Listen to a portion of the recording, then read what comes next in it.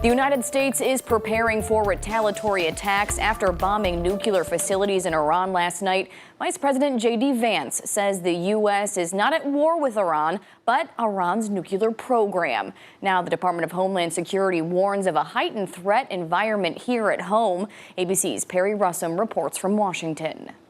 The Department of Homeland Security warning of a heightened threat environment in the United States after the attack against Iran.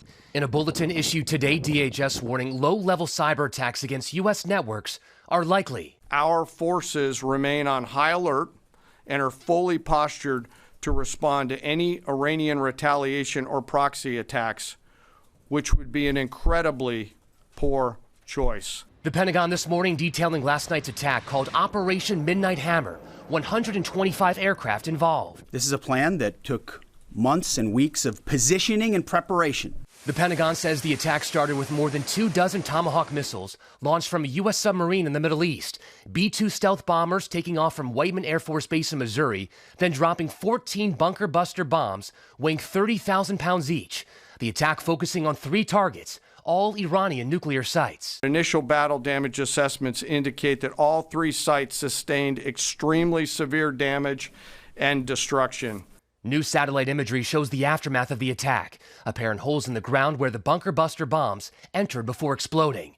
The Pentagon says the attack also included misdirection, with B-2 bombers not involved in the attack flying west toward Guam, their movement trackable, while the bombers involved in the attack were flown east toward Iran, their movement not trackable. Vice President J.D. Vance says the U.S. is not at war with Iran, but Iran's nuclear program. Iran cannot have a nuclear weapons program. The president's been very clear about this. 2 officials tell ABC News President Trump and the president of Turkey quietly tried to arrange a meeting between U.S. and Iranian senior officials last week, but Iran's supreme leader went into hiding and could not be reached to approve the meeting.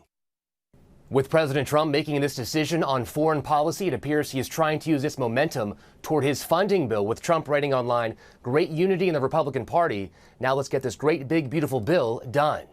Perry Russum, ABC News, Washington.